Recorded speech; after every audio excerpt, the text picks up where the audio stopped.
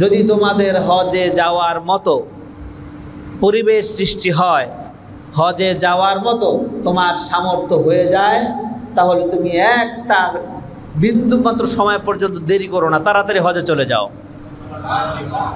ওয়ালিল্লাহি হিজ্জুল বাইতি মান ইসতাতাআ ইলাইহি সাবিলা। আল্লাহ পাক বললেন, যার কাবা পর্যন্ত পৌঁছানোর ক্ষমতা আছে, যার কাবা পর্যন্ত যাওয়ার অ্যাবিলিটি আছে, কাবা পর্যন্ত পৌঁছানোর মতো সামর্থ্য আছে, ওই ব্যক্তি যেন হজ না করে বসে থাকে না। ওই ব্যক্তির উপরে ফরজ হলো তাড়াতাড়ি গিয়ে হজ আদায় করা। অন্তরের কান নাই আমাদের ম্যাক্সিমাম মানুষের। যাদের অন্তরের কান আছে তারা ঠিকই শুনতে পায়। সুবহানাল্লাহ বলেন। হাদিসে পাকের ভিতরে আসছে, আল্লাহ রাব্বুল আলামিন বান্দা যখন নামাজে দাঁড়ায়, নামাজে দাঁড়িয়ে যখন সূরা ফাতিহা পড়ে, প্রত্যেকটা আয়াত যখন তেলাওয়াত করে, প্রত্যেকটা আয়াতে আয়াতে আল্লাহ রাব্বুল আলামিন বান্দাকে জবাব দিয়ে দেন। একটা আয়াত যখন পড়ে বান্দা, আল্লাহ পাক সাথে সাথে ওই আয়াতের জবাব দিয়ে দেন। তখন আল্লাহু আকবার বলে, আল্লাহ রাব্বুল আলামিন বান্দার এই আল্লাহু আকবারের আওয়াজে খুশি হয়ে আল্লাহ পাক নিজে জবাব দিয়ে দেন। আল্লাহ বলেন, মা সাআলতা ইয়া আবদি, মা সাআলতা ইয়া আবদি, বান্দা তুই কি চাস আমার কাছে, তাড়াতাড়ি বল। সুবহানাল্লাহ বিহামদি। কিন্তু সেই আওয়াজ আমরা শুনতে পাই না, ঠিক কি না? সেই আওয়াজ আমরা শুনতে পাই? শুনতে পাই না। আল্লাহ পাক যেন আমাদের আরো বেশি করে ইবাদত করে আল্লাহ পাকের নিকটস্থ হয়ে এরপরে যেন সেই আওয়াজ শোনার তৌফিক দান করেন। আমাদের যেন অন্তরের চোখ, অন্তরের কান আল্লাহ পাক খুলে দেন। জোরে বলেন আমিন। আরো জোরে বলেন আমিন। সম্মানিত আমার প্রাণের ভাইরা, তাহলে তাকবীরের আওয়াজ আস্তে না জোরে? ওয়ালি তুকাব্বিরুল্লাহ। আল্লাহ রাব্বুল আলামিন বললেন, আমার আওয়াজ যখন দিবা জোরে দিবা। ওয়ালি তুকমিনুল ইদ্দাতা ওয়ালি তুকাব্বিরুল্লাহ আলা মা হাদাকুম। আল্লাহ রাব্বুল আলামিন বললেন, বান্দারা যখন আমার আওয়াজ দেয়, আমার তাকবীর দেয়, তখন আমি আল্লাহ খুশি হয়ে যাই। আমরা কাকে খুশি করব? কে কে শয়তানকে খুশি করবেন? হাত তুলেন তো দেখি। কেউ না? মাশাআল্লাহ, আল্লাহ সবাইকে কবুল করুন। আমরা কাকে খুশি করতে চাই? জোরে একটা তাকবীর দেন, নারায়ে তাকবীর। আল্লাহ সবাইকে কবুল করুন। মাশাআল্লাহ, মাশাআল্লাহ। এবার চমৎকার হয়েছে। আরো জোরে দিতে হবে, অন্তর ফাটিয়ে দিতে হবে, গলা ফাটিয়ে দিতে হবে। পারবো ইনশাআল্লাহ? যখন নির্বাচন আসে, আমার ভাই, তোমার ভাই, অমুক ভাই, অমুক ভাই, আছে না নাই? অমুক ভাইয়ের রক্ত আছে না, আছে না? তাকবীর, সেই তাকবীর দিতে গিয়ে গলা ফাটিয়ে ফেলে এক কাপ চায়ের জন্য, আছে না নাই? এক কাপ চা আর দুইটা বিস্কিট, তা জোরে দিবি তাহলে চা খাওয়ামু, গলা ফাটায় ফেলে। আমার প্রাণের ভাইয়েরা, এই শক্তি দিয়েছেন কে?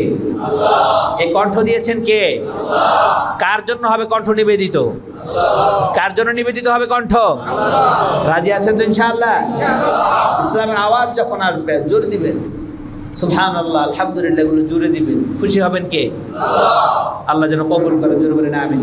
আমিন। আমার প্রাণের বন্ধুগণ, আমার প্রাণের ভাইয়েরা,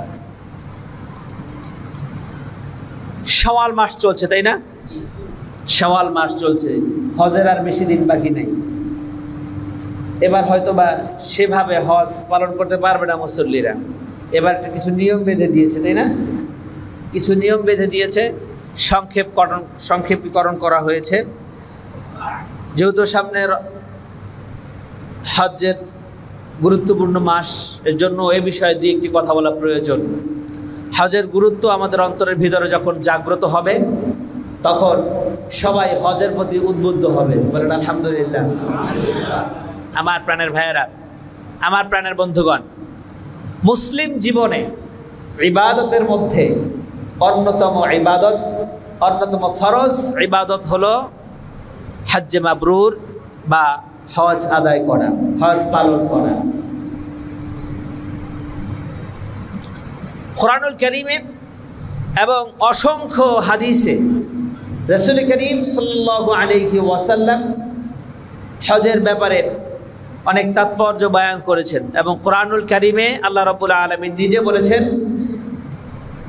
আল্লাহ পাক নিজে বলেছেন, যদি তোমাদের হজে যাওয়ার মতো পরিবেশ সৃষ্টি হয়, হজে যাওয়ার মতো তোমার সামর্থ্য হয়ে যায়, তাহলে তুমি একটা বিন্দু মাত্র সময় পর্যন্ত দেরি করো না, তাড়াতাড়ি হজে চলে যাও। ওয়ালিল্লাহি হিজ্জুল বাইতি মান ইসতাতাআ ইলাইহি সাবিলা। আল্লাহ পাক বললেন, যার কাবা পর্যন্ত পৌঁছানোর ক্ষমতা আছে, যার কাবা পর্যন্ত যাওয়ার অ্যাবিলিটি আছে, কাবা পর্যন্ত পৌঁছানোর মতো সামর্থ্য আছে, ওই ব্যক্তি যেন হজ না করে বসে থাকে না। ওই ব্যক্তির উপরে ফরজ হলো তাড়াতাড়ি গিয়ে হজ আদায় করা। এখন আপনারা বুঝে থাকলে বলুন, আমাদের সমাজে সমাজস্থ যত মানুষ রয়েছে, আমার তো আপনাদের চেহারা দেখে মনে হচ্ছে ম্যাক্সিমাম মানুষের উপরে হজ ফরজ হয়ে গেছে। আমি কি ভুল বললাম? যেটা বলেন, এই যে কথা বলে না, আমি কি ভুল বললাম? এই উজ্জ্বল চাঁদ মাখা চেহারাগুলো দেখে মনে হচ্ছে ম্যাক্সিমাম মানুষের উপরে হজ ফরজ হয়ে গেছে। আপনার আওতায় কি 4-5 লাখ টাকা নাই? 3 লাখ টাকা নাই? 3 লক্ষ টাকা হলেও হজ করা যায়। ওইটাও জ্বালায় দেন। আমার প্রাণের ভাইয়েরা, আমার প্রাণের বন্ধুগণ, আল্লাহ রাব্বুল আলামিন আমাদেরকে ইন্সপায়ার করার জন্য, আমাদের স্পৃহা বৃদ্ধির জন্য আল্লাহ পাক বিভিন্ন জায়গায় এই সমস্ত কিছু কিছু শারীরিক ইবাদত এবং আর্থিক ইবাদত, এই সমস্ত কিছুর কথা বলেছেন। আর্থিক এবং হজ এমন একটা ইবাদত, এই ইবাদত করতে গেলে শারীরিক পরিশ্রমও আছে, আর্থিক পরিশ্রমও আছে। আছে না নাই? নামাজ পড়তে গেলে কি আর্থিক কোনো পরিশ্রম আছে? যেটা বলেন, রোজা রাখতে গেলে অর্থ ছাড়া রোজা রাখা যায় না, অর্থ ছাড়া নামাজ পড়া যায় না, যায়। কিন্তু হজ এমন একটা ইবাদত যেটা আপনার অর্থ ব্যয় হয়, আপনার শরীরেও কসরত হয়ে থাকে। অর্থাৎ শারীরিক এবং আর্থিক দুইটার সমন্বয়ে একটা ইবাদত আল্লাহ পাক আমাদের জন্য সাব্যস্ত করে দিয়েছেন। সেই ইবাদতের নাম হচ্ছে হজ্জে বাইতুল্লাহ। বলেন সুবহানাল্লাহ। কিন্তু আমাদের দেশে কিছু কিছু হজ বাবার আবির্ভাব হয়েছে, আছে না নাই? হজ বাবা কোথা যেন, ঢাকা, কিছুদিন পূর্বে হজ বাবার আবির্ভাব হয়েছে। বাবার দরবারে গিয়ে হজ করলেই হবে, কাবায় যাইতে হবে না। নাউজুবিল্লাহ। এরপরে আবার একটা গান শুনতে পাই ইদানিং, প্রাণের ভাই ও মুর্শিদ ভাই, হজ করিতে চলো মাইজ ভান্ডারে যাই। জোরে করেন নাউজুবিল্লাহ। কয় নাম্বারের বাটপার, কয় নাম্বারের শয়তান, আর কয় নাম্বারের ছাগল হইলে এই কথা বলতে পারে? ওদের তুই ইমান বলতেই কিছু নাই, তুই কেমনে কস এই কথা? হজ করতে মাইজ ভান্ডারে যাবে মানে কেমন কথা কস? রাষ্ট্রীয়ভাবে যদি ইসলাম কায়েম থাকতো, কোরআনের আইন যদি বাস্তবায়ন থাকতো, ওকে ধরে সবার আগে ফাঁসিতে ঝুলিয়ে এরপর মৃত্যুদণ্ড কায়েম করা হতো। কথা বলেন ঠিক কি না? আমার প্রাণের ভাইয়েরা, আমাদের দেশে মুসলিম কান্ট্রিতে, সারা বিশ্বের মধ্যে দ্বিতীয় বৃহত্তম মুসলিম কান্ট্রি, এই দেশের ভিতরে এই সমস্ত গান গাইতে পারে, নাউজুবিল্লাহ মিন যালিক। আমাদের ঈমান কোথায় গিয়ে দাঁড়িয়েছে? প্রশাসনের ঈমান কোথায় গিয়ে দাঁড়িয়েছে? প্রশাসনের ভাইদের চোখে পড়ে না এগুলো? তাদের কানে এই কথাগুলো যায় না? প্রশাসনের দৃষ্টি আকর্ষণ করছে। আমার প্রাণের ভাইয়ারা, আপনি যদি মুসলিম হয়ে থাকেন, আপনার মুসলমানিত্বের দাবি এটা। যারা ইসলামকে নিয়ে ছিনিমিনি খেলে, ইসলামের স্তম্ভ নিয়ে যারা নাড়াচাড়া করে, এদেরকে তাড়াতাড়ি গ্রেফতার করুন, আইনের আওতায় নিয়ে আসুন। আল্লাহ আপনার ঈমানকে কবুল করে নেবেন। ঠিক কিনা আমার ভাইয়েরা? আমার প্রাণের বন্ধুগণ, আমার প্রাণের ভাইয়েরা, যেখানে আল্লাহ রাব্বুল আলামিন সরাসরি বললেন হজ্জে বাইতুল্লাহ, ওয়ালিল্লাহি হিজ্জুল বাইতি মান ইসতাতাআ ইলাইহি সাবিলা, হিজ্জুল বাইত, আল্লাহ স্পষ্টভাবে বললেন হজ করতে বাইতে যাও। বাইত মানে কি? ঘর। বাইত মানে কি? ঘর। এই বাইত বলতে আল্লাহ পাক বুঝিয়েছেন বাইতুল্লাহ, আল্লাহর ঘর। ঠিক কিনা বলেন? আল্লাহ পাক সরাসরি বললেন হজ করতে তোমরা তোমাদের যদি সামর্থ্য হয় হজ করতে চলে যাও আমার কাবায় আমার ঘরে। আর এই শয়তান বলে চলো হজ করতে যাই মাইজবান্ডারে। আবার কিছু কিছু শয়তানের আবির্ভাব হয়েছে, এরা বলে যে পানির নিচে বাতি জ্বলে ঝড় তুফানে নিভে না, আমার বাবার মুরিদ হলে নামাজ রোজা লাগে না। এগুলো ভাইরাল গান আছে না নাই? ভাইরাল গান এগুলো। এরপরে আরো কিছু গান আমাদের সমাজে এত চলা চলে, বিশেষ করে নিম্ন আয়ের মানুষ যারা, এরা এই গানগুলো বেশি শুনে। আছে না নাই? আল্লাহ আল্লাহ এদেরকে হেদায়েত নসিব করুন। আর জোরে বলেন আমিন। গান গায় এরা, কি যেন গানটা, ওষুধ মাওলানা তোর মসজিদ ঘরে আল্লাহ থাকে না। নাউজুবিল্লাহ বলেন। আরে এই গানটা আমি শুনলাম পুরা, দেখি কি বলে ওরা, যে এই গানের ভিতরে হজকে নিয়ে ব্যঙ্গ করেছে, এই গানের ভিতরে মুসলমানের ইমানকে নিয়ে ব্যঙ্গ করেছে, এই গানের ভিতরে আলেমদেরকে নিয়ে ব্যঙ্গ করেছে। ওষুধ মাওলানা তোর মসজিদ ঘরে আল্লাহ থাকে না। নাউজুবিল্লাহি মিন যালিক। এরপরে কোটি কোটি টাকা, ওরা গানের ভাবার্থ হলো এই যে কোটি কোটি টাকা খরচ করে, লক্ষ লক্ষ টাকা খরচ করে তুমি হজ করতে যাও, আর আমার দেশে মানুষ না খায়া থাকে, তোমার হজ করার দরকার নাই, এই মানুষগুলোর আগে খাওয়াও। এইভাবে হজকে নিয়ে ব্যঙ্গ করতেছে তারা। আমার প্রাণের ভাইয়েরা, এই ধরনের গান শোনা আদৌ জায়েজ? আমার দিকে লক্ষ্য করেন, এই ধরনের গান শোনা জায়েজ আছে? এগুলো ইমান বিধ্বংসী গান, এই সমস্ত গান শোনা কোনোভাবেই জায়েজ নাই। মিউজিক সমৃদ্ধ গান তো শোনাই যাবে না। এরপরও যে গজল সমৃদ্ধ গানগুলো রয়েছে, আল্লাহকে নিয়ে, রাসূলকে নিয়ে, কোরআন নিয়ে, দ্বীন নিয়ে, ইসলাম নিয়ে গান করা হয়, সেগুলো শোনা জায়েজ আছে। কিন্তু ম্যাক্সিমাম গানের ভিতরে মিউজিক অ্যাড করে ওই গানটাকে হারাম বানিয়ে দিচ্ছে। আবার গানের ভিতরে এমন চমৎকার চমকপ্রদ কিছু কথা অ্যাড করে যাতে করে মানুষ গানগুলো শোনে। গানগুলো যদি মানুষ শুনে, এ মানুষকে ইমোশনাল ভাবে অন্তরে হিট করে এই গানগুলো মানুষকে শোনায়, মিউজিক সমৃদ্ধ গান। তবে এই গানগুলো মিউজিক ছাড়া শোনা জায়েজ আছে, ভালো গান। আর একটা গান আছে নাকি, ওরে মাটি হবে, জানেন না এটা? ওরে মাটি হব মাটি, মনে আছে গানটা? জানেন আপনারা? শুনছেন? আতরানো গোলাবানো সাজাও আমায় পরিপাটি, আমার মাটি হবে মাটি। এই গানগুলো ভালো, তবে মিউজিক দিয়ে গানগুলোকে দুনিয়ামুখী বানিয়ে দিয়েছে, মিউজিক দিয়ে গানগুলোকে নষ্ট করে দিয়েছে। এই গানগুলো শোনা যাবে? এই গানগুলো শোনা যাবে না। আমার প্রাণের ভাইয়েরা, যেটা বলছিলাম, আমাদের ভিতরে যাদের হজের সামর্থ্য হয়েছে কাবা পর্যন্ত যাওয়ার, এরা যাতে করে আমরা হজের নিয়ত করে ফেলি। হজ শব্দের অর্থই হলো ইচ্ছা করা, সংকল্প করা।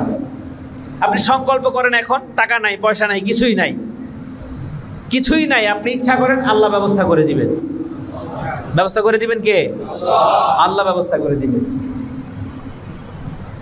আল্লাহ যদি ব্যবস্থা করে দেন, কোনো টাকা পয়সার দরকার হয়? টাকা কোথা থেকে আসবে আপনি টেরও পাবেন না। তবে মনে আশা রাখতে হবে। মনে কি রাখতে হবে? মনে যদি আশা রাখেন, সংকল্প রাখেন, ইচ্ছা রাখেন, হজ কোথা দিয়ে কিভাবে আল্লাহ আপনাকে করাবেন আপনি টেরও পাবেন না। সুবহানাল্লাহ বলেন।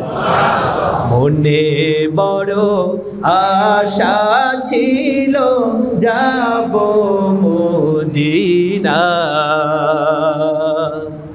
মনে বড় আশা ছিল যাব মদিনা, সালাম আমি করব গিয়ে, সালাম আমি করব গিয়ে নবীর রওজায়,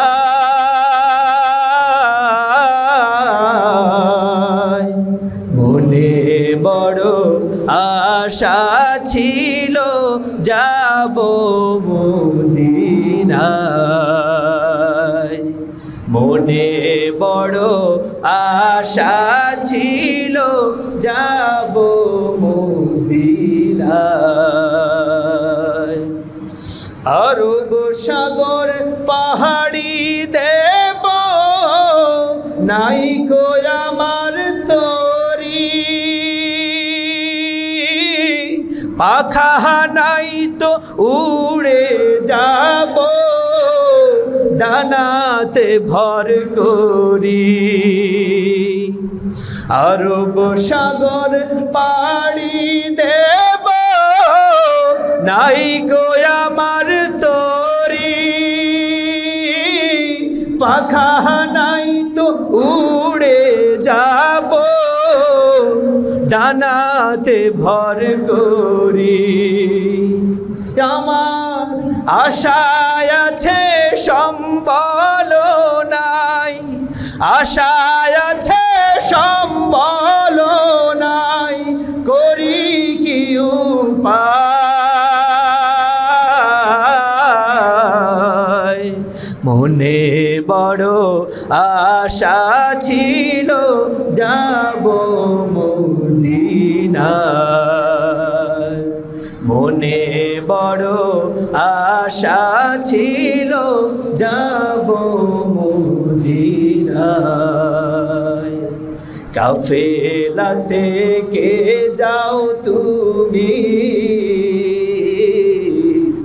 কে যাও বে তোরি আমায়, যাও না ভাই সঙ্গে নিয়ে খানি কৃপা করি। কাফেলাতে কে যাও তুমি, কে যাও বে তোরি আমায়, যাও না ভাই সঙ্গে নিয়ে খানি কৃপা করি। সঙ্গে যদি না লাও মোহরে গিয়ে মদিনায়, এই গরিবের সালাম দিও মদিনার বাদশাহ। সঙ্গে যদি না লাও মোরে গিয়ে মদিনায়, এই গরিবের সালাম দিও মদিনার বাদশাহ। আমার আশায় আছে সম্বল নাই, করি কি উপায়। মনে বড় আশা ছিল, মনে বড় আশা ছিল যাব মদিনায়। আমিন বলেন সবাই। সবার ইচ্ছা আছে যাওয়ার? সবার ইচ্ছা আছে? হাত উঠে দেখান তো আল্লাহকে। আল্লাহ যেন সবাইকে কবুল করেন। যারা গিয়েছে আল্লাহ পাক যেন বারবার যাওয়ার তৌফিক দান করেন। আরো জোরে বলেন আমিন। আমার প্রাণের বন্ধুগণ, আমার প্রাণের ভাইয়েরা, আল্লাহর নবী সাইয়্যিদনা মুহাম্মদুর রাসূলুল্লাহ সাল্লাল্লাহু আলাইহি ওয়াসাল্লাম জীবনে তিনি 3 বার হজ করেছেন। কয়বার? 3 বার হজ করেছেন। কোন কোন রিওয়ায়াতে কেউ কেউ বলেছেন 2 বার, ম্যাক্সিমাম বলেছেন 3 বার, আবার কেউ কেউ বলেছেন আরো বেশিও হতে পারে। সুবহানাল্লাহ বলেন। তবে আল্লাহ রাসূল সাল্লাল্লাহু আলাইহি ওয়াসাল্লাম তার জীবদ্দশায় 4 বার উমরা পালন করেছেন। কয়বার? 4 বার উমরা হজ আদায় করেছেন। সংক্ষিপ্ত হজ যাকে বলা হয়। আল্লাহর নবী সাইয়্যিদুনা মুহাম্মদুর রাসূলুল্লাহ সাল্লাল্লাহু আলাইহি ওয়াসাল্লাম 2 বার শুধুমাত্র উমরা করার উদ্দেশ্যে উমরা করেছেন, উমরা করার উদ্দেশ্যে সফর করেছেন। আর 2 বার বড় হজের সাথে তিনি উমরা আদায় করেছেন। বলেন আলহামদুলিল্লাহ। আমাদের ভিতর থেকে আমরা অনেকে বড় হজ করতে গিয়ে উমরা পালন করি, আলহামদুলিল্লাহ, ভালো এটা। তবে অন্যান্য সময় যদি আপনার সামর্থ্য থাকে আপনি শুধু উমরার জন্য হলেও আপনি সফর করবেন। রাজি আছেন ইনশাআল্লাহ? যদি সামর্থ্য থাকে। তবে একটা জিনিস খেয়াল করতে হবে, বারবার নফল হজ আদায়ের চেয়ে আপনার আশেপাশে যদি গরিব মানুষ থাকে, আপনার আশেপাশে যদি অনাথ থাকে, তাদেরকে সহযোগিতা করাও কিন্তু আপনার দায়িত্ব। এটা মাথায় রাখতে হবে, এটা মাথায় রাখতে হবে। আপনার আশেপাশে যারা না খেয়ে আছে, গরিব মানুষ আছে, তাদেরকে আপনি সহযোগিতা করবেন, তাদেরকে আপনি খাবার দিবেন, তাদেরকে আপনি সেবা শুশ্রূষা করবেন, চিকিৎসা করাবেন, থাকার জন্য ঘর বানিয়ে দিবেন। এটা হলো পরিপূর্ণ বড় একটি ইবাদত। বলেন সুবহানাল্লাহ। আমার প্রাণের ভাইয়েরা, বিশ্ব নবী মুহাম্মদুর রাসূলুল্লাহ সাল্লাল্লাহু আলাইহি ওয়াসাল্লাম তিনি বলেছেন, ও আমার উম্মতেরা, তোমাদের যদি সামর্থ্য থাকে, সামর্থ্য অনুযায়ী তোমরা হজ আদায় করো। তোমাদের যদি হজ আদায় করার পরেও যদি তোমাদের আরো সামর্থ্য থাকে, তাহলে তোমরা ওমরা করতে চলে যাও মক্কা মদিনায়।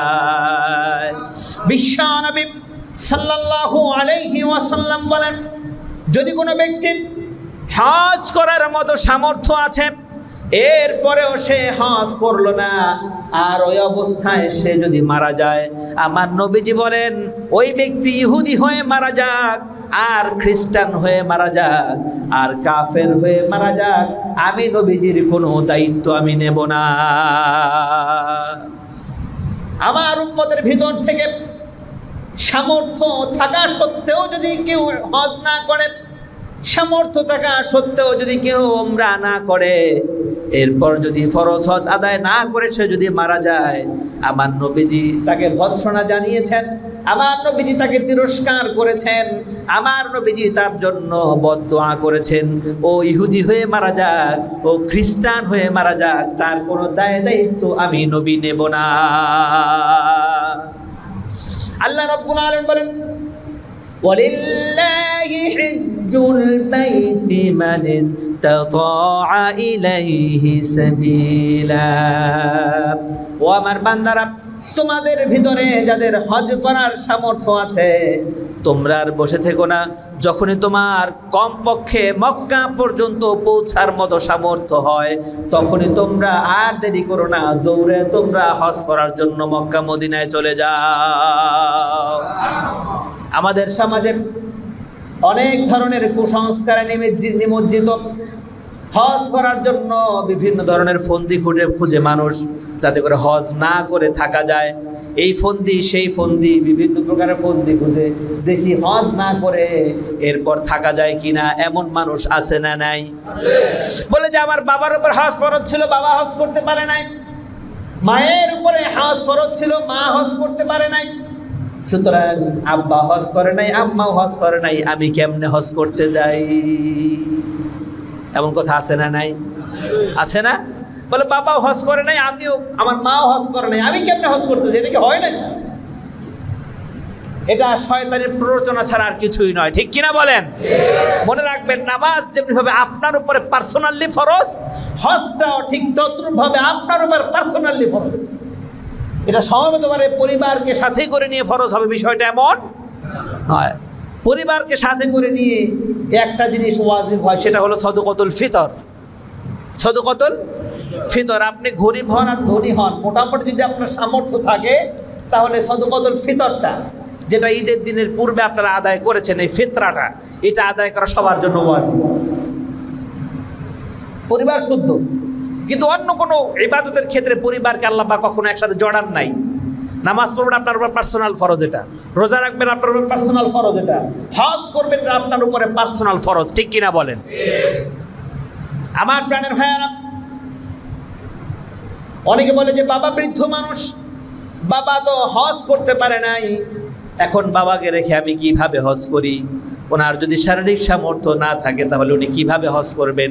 আপনার উপরে যদি শারীরিক সামর্থ্য থাকে, আপনি তাহলে হজ করতে চলে যান। হজ কবুল করার মালিক হচ্ছেন আল্লাহ। আবার যদি শারীরিক ক্ষমতা একেবারে দুর্বল হয়ে যায়, বাবার পক্ষ থেকে বদলি হজ করার জন্য যায় অনেকে, আসে না নাই? আপনার উপরে যদি আগে হজ ফরজ হয়ে থাকে, আপনি আগে হজ পালন করবেন, এরপরে সুযোগ হলে আপনি বদলি হজ পালন করবেন। আর যার উপর হজ ফরজ হয় নাই, গরিব মানুষ, ওনাকে যদি বলেন বাবার বদলি হজটা আপনি করে দেন, সেটা আলাদা বিষয়। কবুল করার মালিক আল্লাহ। কিন্তু আপনার উপরে যদি হজ ফরজ হয়ে থাকে, আপনি সবার আগে নিজের হজ আগে পালন করবেন, নিজের হজ। আরও কিছু আমাদের ভিতরে কুসংস্কার আছে। মেয়ে বড় হয়েছে, মেয়ে বিবাহের উপযুক্ত হয়েছে, মেয়েকে বিবাহ না দিয়ে নাকি হজে যাওয়া যাবে না, ছেলেকে বিবাহ না করিয়ে নাকি হজে যাওয়া যাবে না, এমন কিছু কথা আমাদের সমাজে প্রচলিত আছে। মেয়ের বিবাহের বয়স হয়েছে, যদি পাত্র ঠিক থেকে থাকে, বিবাহ ঠিক হয়ে থাকে, তাড়াতাড়ি বিয়ে দেন, আগে তাড়াতাড়ি বিয়ে দেন। আর যদি মেয়ের বিবাহ ঠিক না হয়ে থাকে, বাস্তব খুঁজতেছেন পাত্র, সময় থাকতে আপনার উপর হজ ফরজ হয়েছে, আগে হজটা আদায় করে আসেন, হজ আগে পালন করে আসেন, এরপর মেয়ে বিয়ে দেন।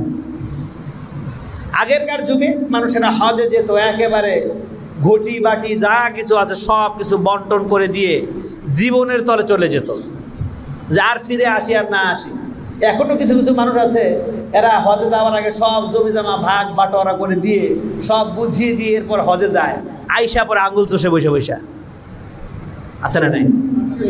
সব ছেলেকে ভাগ করে দিয়ে দিল, মেয়েকে ভাগ করে দিয়ে দিল, হজ করে ফিরে আসলো, এখন দেখে কেউ আর দাম দেয় না। বাস্তব না বাস্তব? আমি ভুল বললাম? দেখে ছেলেও দাম দেয় না, মেয়েও দাম দেয় না, কারণ আপনি বুঝাই দিয়েছেন, সব কিছু দিয়ে দিয়েছেন, সহায় সম্পত্তি যা আছে সব দিয়েছেন, আপনার থাকার জায়গাটা পর্যন্ত নাই। এখন ছেলের দুয়ারে হাত পাততে হয় একবার, মেয়ের দুয়ারে হাত পাততে হয় একবার, না খেয়ে থাকতে হয় দুই বেলা, খায়া থাকে না একবেলা, আছে না নাই? এমনটা করা না যায়, কুফরি, এটা কোনোভাবে করতে পারবেন না আপনি। এটা আপনি হজ থেকে ফিরে আসবেন, মরে যাবেন, আপনাকে কে বলছে? আপনাকে জানাইছে কে? কে জানালো আপনাকে? আপনি যদি কাউকে কোনো কিছু দান করেন সেটা আলাদা বিষয়, আর আপনি যদি হজে গিয়ে মারা যান, ওয়ারিসি সম্পত্তির মালিকানা আছে না নাই? ওয়ারিসদার আছে না নাই? আপনি যদি মারা যান, সেই ওয়ারিসি দায়িত্ব হিসেবে, ওয়ারিসি আইন হিসেবে, ফারায়েজ হিসেবে তাদের ভিতরে এগুলো বন্টন করে দেওয়ার মালিক যারা বেঁচে থাকবে তাদের দায়িত্ব। কিন্তু আপনি মরার আগে মরার ভান ধরে সব কিছু আপনি বিলীন করে দিয়ে গেলেন, ভাগ বাটোয়ারা করে দিয়ে গেলেন, এটা আপনার জন্য কোনোভাবেই জায়েজ নাই। আর দ্বিতীয় কথা হচ্ছে, দুনিয়াতে আপনি এর শাস্তি ভোগ করতে হয়। সন্তান যদি দিনদার না হয়ে থাকে, সন্তান যদি ইমানদার না হয়ে থাকে, নামাজি না হয়ে থাকে, ওই সন্তানকে সব ভাগ বাটোয়ারা করে দিয়ে দিলেন, ওই সন্তান আপনি ফিরে আসার পর আপনাকে সে আর দেখাশোনা করবে না। এটা দুনিয়ার বাস্তব কাহিনী। আপনারা দেখেন, ওল্ড ম্যান হাউস, বৃদ্ধাশ্রম, সেই বৃদ্ধাশ্রমে আপনি খুঁজেন কয়জন দিনদার ছেলের, কয়জন দিনদার সন্তানের বাবা মা সেখানে আছে? একজন আপনি দিনদার সন্তানের বাবা মা সেখানে আপনি খুঁজে পাবেন না। কয়জন আলেমের বাবা মা খুঁজে পাবেন আপনি? কয়জন নামাজি ছেলের বাবা মাকে খুঁজে পাবেন আপনি ওল্ড ম্যান হাউসে? একটাও পাবেন না। সেখানে যদি যান, শুনবেন আমার ছেলে বড় ডাক্তার, আমার ছেলে বড় ব্যারিস্টার, আমার ছেলে অমুক, আমার ছেলে অমুক, আমার ছেলে সচিব, আমার ছেলে মন্ত্রী। আছে না নাই? আছে না নাই? এর জন্য বিশ্বনবী সাল্লাল্লাহু আলাইহি ওয়াসাল্লাম বলেছেন, তালাবুল ইলমি ফরিদাতুন আলা কুল্লি মুসলিম। প্রত্যেক মুসলমান নর এবং নারী, ছেলে মেয়ে সবাইকে ইলমে দ্বীন শিক্ষা করা হচ্ছে ফরজ। প্রত্যেকে তোমরা ইলমে দ্বীন শিক্ষা দিয়ে দাও। আর যেই সন্তানকে আপনি ইলমে দ্বীন শিক্ষা দিলেন, যেই সন্তানকে কোরআন শিক্ষা দিলেন, যেই সন্তানকে হাদিস শিক্ষা দিলেন, যেই সন্তানকে নামাজ শিক্ষা দিলেন, ইসলাম শিক্ষা দিলেন, ওই সন্তান কখনো বাবা মায়ের সাথে দুর্ব্যবহার করতে পারে না। ঠিক কিনা বলেন? আল্লাহ পাক কোরআনে বলে দিয়েছেন, আমার কথা নয়। আল্লাহ পাক বলে দিয়েছেন, ওয়াকাদা রাব্বুকা আল্লা তা'বুদু ইল্লা ইয়্যাহু ওয়া বিল ওয়ালিদাইনি ইহসানা। আল্লাহ পাক বলে দিলেন, বান্দারে, তোমার রব, তোমার আল্লাহ তোমাকে নসিহত করছেন, একমাত্র সেই আল্লাহ ব্যতীত আর কারো ইবাদত করতে পারবা না। আল্লাহর ইবাদতের পরে আর একটা ইবাদত তোমাদের জন্য আমি সাব্যস্ত করে দিচ্ছি, সেটা হলো তোমার পিতামাতা যদি তোমার জীবদ্দশায় বেঁচে থাকে, সেই পিতামাতার সেবা করবে, সেই পিতামাতার সাথে তোমরা ভালো আচরণ করবে। ولا تنهرهما وقل لهما قولا كريما। আর তোমাদের জীবন দশায় যদি তোমার পিতা মাতাকে পেয়ে যাও, ওয়াহিদুহুমা আও কিলাহুমা, একজনকে পেয়ে যাও অথবা তোমার জীবন দশায় দুজনকেই তোমরা পেয়ে যাও, সাবধান সাবধান, উফি ওয়ালা তানহারহুমা, এমন কোনো আচরণ করবে না, এমন কোনো ব্যবহার করবে না, এমন কোনো কথা বলবে না যেই কথার কারণে তোমার পিতামাতার মুখ দিয়ে উফ শব্দটা বের হয়ে যায়। এমন কোনো আচরণ তুমি করবে না যে আচরণের কারণে পিতামাতার মুখ দিয়ে উফ শব্দটা বের হয়। সুবহানাল্লাহ বিহামদিহি, সুবহানাল্লাহ বিহামদিহি। আল্লাহ পাক পিতামাতাকে কত সম্মান দিয়েছেন এখানে। একজন সন্তান যখন এই কোরআনের আয়াত তেলাওয়াত করবে, এই ওয়াজ শুনবে, ইসলামের দীক্ষা পেয়ে যাবে, ওই সন্তান কখনো বৃদ্ধ বাবা মাকে কখনো ওই ওল্ড ম্যান হাউসে, বৃদ্ধাশ্রমে কখনো রেখে আসতে পারে না। ঠিক কিনা বলেন? আমার প্রাণের ভাইয়েরা, আমার প্রাণের বন্ধুগণ, আপনি বৃদ্ধ হয়েছেন, আপনার জন্য আগে দরকার ছিল যখন আপনি যুবক ছিলেন, যখন আপনার শক্তি সামর্থ্য ছিল, তখন আপনার হজ করার দরকার ছিল। এখন বৃদ্ধ হয়েছেন, ম্যাক্সিমাম মানুষ চিন্তা করে একটু বুড়ো হই, দাড়ি পাকুক, একটু শক্তি কমুক, একটু অবসরে যাই, তারপর হজ করতে যাব। নাউজুবিল্লাহ বলেন। অথচ বিশ্বনবী সাল্লাল্লাহু আলাইহি ওয়াসাল্লাম বলেছেন, না না, তোমার যখন শক্তি সামর্থ্য থাকে, তুমি যখন যুবক থাকো, তখন তুমি হজে চলে যাও। হজ কবুল করার মালিক হচ্ছেন আল্লাহ। বলেন সুবহানাল্লাহ। যুবক বয়সে আপনি যতটুকু হজের আহকাম মানতে পারবেন, পালন করতে পারবেন, বৃদ্ধ বয়সে সেভাবে পালন করা কি সম্ভব? সেভাবে কি সম্ভব? সম্ভব নয়। বিশেষ করে যখন সাফা মারওয়াতে সাই করবেন, দৌড়াদৌড়ি করবেন, এটা তো বৃদ্ধ মানুষের দ্বারা সম্ভব না। তখন কি করে? হুইল চেয়ার নিতে হয়, আর একজন ভাড়াটিয়া মানুষ লাগিয়ে ধাক্কায় নিয়ে যাও, আছে না নাই? কঙ্কর নিক্ষেপ করতে গেলে দুপাই নেই, অনেকে পায়ের তলে পড়ে মারা যায়। আবার নিয়ত করে যে বৃদ্ধ বয়সে মারা যাব, এরপরে বৃদ্ধ বয়সে হজ করতে যাব, আর দৌড়াতে গিয়ে পায়ের নিচে পড়ে যদি মারা যায় তাইলেই তো জান্নাত। এই নিয়ত করে অনেকে, আছে না নাই? আছে না নাই? আর এই নিয়ত করাই তো কুফরি মিয়া। এই নিয়ত পাইছেন কোথায় আপনি? এই নিয়ত করা যাবে না।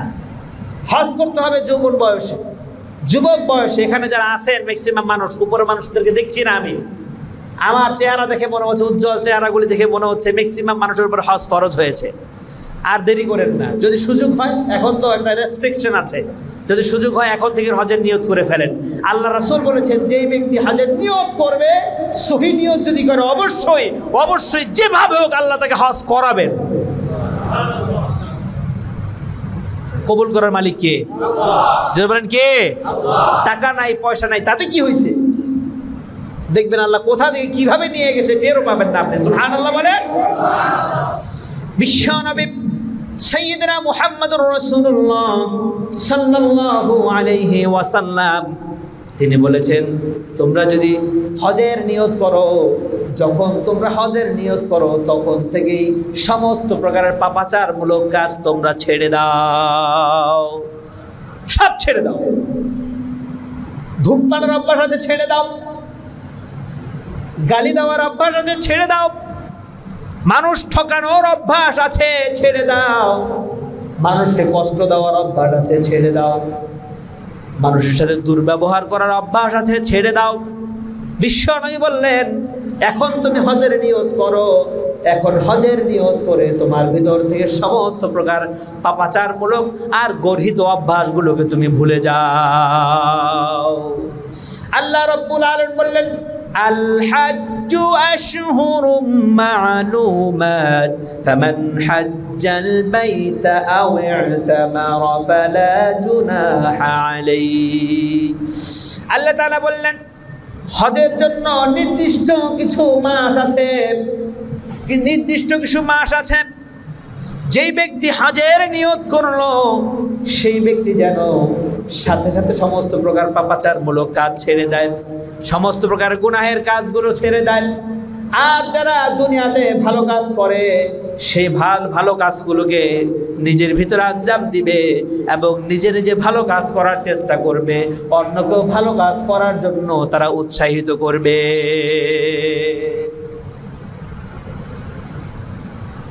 পাপাচারমূলক কাজগুলো ছেড়ে দিতে হবে। কিন্তু আমাদের ভিতরে অনেক মানুষ আছে এই চিন্তা করে সমস্যা নাই, এখন বিড়ি খাচ্ছি, সমস্যা নাই, সিগারেট খাচ্ছি, গাঁজা খাচ্ছি, সমস্যা নাই, এখন এই করছি সেই করছি, সমস্যা নাই, একটু বয়সটা ভারী হোক, এরপরে হজ করে আল্লাহর কাছে গিয়ে কাবা ঘর ধরে সব মাফ চেয়ে নিব, আল্লাহ আমাকে বেগুনা মাসুম বানায় দেবে। এই নিয়ত আছে না নাই? অনেকের এই নিয়ত আছে না? আরে এখন কিছু সমস্যা নেই, একটু এই বয়সে একটু না করলে কি হয়? বাবার কাছে বিচার আসলো, আপনার ছেলে এই করে সেই করে। আরে কি বলেন, এই বয়সে একটু না করলে কি হয় নাকি? নাউজুবিল্লাহ বলেন। আহারে, আপনি বাবা হয়ে আপনার সন্তানকে জাহান্নামে ঠেলে দিচ্ছেন, আপনি ভাই হয়ে আপনার বোনটাকে জাহান্নামে ঠেলে দিচ্ছেন, আপনি বড় ভাই হয়ে ছোট ভাইকে জাহান্নামে ঠেলে দিচ্ছেন। প্রত্যেকটা কাজের তদারকি আপনি বাবা হিসাবে নেবেন, প্রত্যেকটা কাজের তদারকি আপনি ভাই হিসাবে আপনার তদারকি করার দায়িত্ব আছে না নাই? জোরে বলেন, আছে না নাই? আপনি বাবা হয়েছেন, ছেলে মোবাইলের জন্য বায়না ধরেছে, দিলেন অ্যান্ড্রয়েড ফোন কিনে। কি ফোন? Android phone. 10 গ্রামে আবার খুব মজা করে বলে টাচ ফোন, এমনি বলেন না 10 গ্রামে। ছেলেকে খুব আদর করে টাচ ফোন কিনে দিয়েছেন। এই যে গত সপ্তাহে এমবি কেনার টাকা না পেয়ে আত্মহত্যা করে ছেলে মারা গেছে। বাস্তব না? এটা সমাজের বাস্তব চিত্র না? Free fire game, PUBG game, আজকে গেমটা মানুষ এই সমস্ত সন্তানদের ব্রেনের ভিতরে এমন ভাবে আসক্তি হয়েছে, গেম ছাড়া বর্তমান বাচ্চারা বাঁচে না। ঠিক কিনা বলেন? গেমে আপনিও নষ্ট হয়েছেন, আপনার সন্তানও নষ্ট হয়েছে, পরিবারের সব নষ্ট। গতকালকে একটা ফটো দেখলাম, এক ঘরে 9 জন সদস্য। কয়জন? 9 জন। একটা ছোট্ট বাচ্চা 2 বছরের, আর একটা 5 বছরের, 8 বছরের, 10 বছরের, বাবা মা ভাই সব মিলিয়ে 9 জন। সোফা আছে এখানে, খাট আছে ওখানে, একজন সোফায়, আরেকজন খাটে, আরেকজন ফ্লোরে মোবাইল নিয়ে ব্যস্ত, কেউ কারোর সাথে কোনো কথা নাই। বাস্তব না বাস্তব? বাস্তব না বাস্তব? আপনি আপনার সন্তানের ভবিষ্যৎ নষ্ট করে দিচ্ছেন, আপনি নেক্সট জেনারেশনকে ধ্বংস করে দিচ্ছেন। কে বলেছে আপনাকে ফোন কিনে দিতে? আজকে আপনার উপযুক্ত মেয়েটাকে ফোন কিনে দিয়েছেন, স্মার্টফোন কিনে দিয়েছেন। যেই ফোনে আপনি কিনে দিয়েছেন, ওই মেয়েটা ঘরের দরজা আটকে সারা রাত আরেকজনের সাথে গল্প করে। আপনার খেয়াল আছে এটা? ও পিতারা শোনেন, আমার মায়েরা শোনেন, আমার ভাইয়েরা শোনেন, আপনার বোনটা নষ্ট হয়ে যাচ্ছে, আপনার ভাইটা নষ্ট হয়ে যাচ্ছে, আপনার সন্তান নষ্ট হয়ে যাচ্ছে। একবার খেয়াল করেছেন? আমি আমার পরিবারে, আমার ছোট ভাই ফোনের জন্য খুব উদ্ব্যস্ত হয়ে পড়েছিল। না, কোনোভাবেই হবে না। আমি বললাম না, কোনোভাবেই ফোন দেয়া যাবে না, তুমি উপযুক্ত হও, এরপরে ফোন, নিজের ভালো মন্দ বুঝতে শিখো, এরপরে ফোন। তাকে ফোন কিনে দেওয়া হয় না। আপনি আদর করে, আহারে আমার মেয়েটা মরে যাচ্ছে, এই করছে সেই করছে। 8 বছরের মেয়েকে ফোন কিনে দিয়েছেন, 10 বছরের মেয়েকে ফোন কিনে দিয়েছেন। আজকে সে পাবজি গেমে আসক্ত হয়ে, ফ্রি ফায়ার গেমে আসক্ত হয়ে সে পাগল হয়েছে, উন্মাদ হয়ে গেছে। আছে না নাই? পাবনা মেন্টাল হসপিটালে যান, অধিকাংশ রোগী আপনি পেয়ে যাবেন এই পাবজি গেম খেলে, ফ্রি ফায়ার গেম খেলে তারা আজকে উন্মাদ হয়ে সেই হসপিটাল অবস্থান করছে। এটা তো আপনার অবদান। আপনি বাবা, আপনি মা, আপনি বড় ভাই, আপনার অবদান। আপনার ভাইকে আপনি পাগল বানিয়েছেন। একটু কি আপনার মাথায় ধরে না কিভাবে ফোনটা কিনে দেই, এমবি কিনার টাকা দেই, টাকা নিয়ে কি করে? একবার খেয়াল করা আপনার দায়িত্ব আছে না নাই? জোরে আছে না নাই? গতকালকে বিশ্ব মাদার ডে গেছে, তাই না? International mother day. মারহাবা বলেন। আমাদের বাবলু ভাই, তিনি নগদ 10,000 টাকা দিয়েছেন, বলেন মারহাবা। সাউন্ড সেট আপের জন্য আসলে আমাদের সেক্রেটারি সাহেব খুব দুঃখ জানিয়েছেন আমাকে, যে হুজুর মাফ করবেন, সাউন্ড এখনও সেট আপ করতে পারেনি। যেই টাকা গত সপ্তাহে ওঠার কথা ছিল, এখনও সবাই হয়তো বা প্রবলেমের কারণে দিতে পারেনি, এর জন্য সাউন্ডটা সেট আপ করতে এখনও পারেনি, ক্রয় করতে পারেনি। আমার প্রাণের ভাইয়েরা, এই যারা এই সাউন্ড সেটআপের জন্য টাকা দিয়েছে সকলের জন্য প্রাণ খুলে দোয়া করে আল্লাহ পাক যেন সকলের দানকে কবুল করে নেন। আমিন। আর জোরে বলেন আমিন। আমিন। আমার প্রাণের ভাইরা একটা জিনিস খেয়াল রাখবেন, আল্লাহ রাসূল সাল্লাল্লাহু আলাইহি সাল্লাম বলেছেন, আপনি যত দান খয়রাত করবেন আপনার তত মর্যাদা, আপনার তত সম্পদ বাড়িয়ে দিবেন কে? আল্লাহ। কে বাড়িয়ে দিবেন? আল্লাহ। এটা কি বিশ্বাস হয়? কার কার বিশ্বাস হয় হাত তোলেন দেখি। সবার বিশ্বাস হয়? সবার হাত নামান। সবার বিশ্বাস হয় তো? তাহলে যদি দান না করেন তাহলে বোঝা যায়, আমরা যদি না দেখি বোঝা যায় তাহলে আপনি বিশ্বাস করেন না। মুখে বলি কিন্তু আসলে দান করি না, তার মানে কি আমার বিশ্বাস হয় না। ঠিক কি না বলেন? ঠিক কি না? এই যে 17 জন দান করে দিয়েছে, বলেন আলহামদুলিল্লাহ। ভাইয়ের নাম যেন কি? মারহাবা। ওই যে ইসমাইল ভাই কত টাকা? 5,000 টাকা পাঠিয়ে দিয়েছেন, বলেন মারহাবা। এই তো প্রমাণ শুরু হয়ে গেছে যে আপনারা বিশ্বাস করেন হাদিসের উপর। আলহামদুলিল্লাহ বলেন। আল্লাহ কবুল করুন, জোরে বলেন আমিন। আমার প্রাণের ভাইয়েরা, হ্যাঁ শামসুল আলম ভাই 1000 টাকা পাঠিয়ে দিয়েছেন নগদ, বলেন আলহামদুলিল্লাহ। প্রাণের ভাইয়েরা, প্রায় লক্ষাধিক টাকা দরকার, ভালো সাউন্ড সিস্টেমের জন্য লক্ষাধিক টাকা দরকার। আমি যখন আসছিলাম আজকে তখন উপরের মাইকটা বাজছিল, আমার কাছে মনে হচ্ছিল যেন কেমন যেন গ্যার করতেছে, ফ্যাস ফ্যাস করতেছে, কথা কিছু বোঝা যাচ্ছে না। অরিজিনাল যে কণ্ঠ সেটা বোঝা যাচ্ছে না। আসলে কোরআন হাদিসের আওয়াজ শুনবেন, কোরআনের আওয়াজ শুনবেন, যদি শ্রুতি মধুরভাবে ভালোভাবে না শুনেন তাহলে কি মজা লাগবে? মক্কা মদিনা কে কে গিয়েছেন একটু হাত তোলেন দেখি।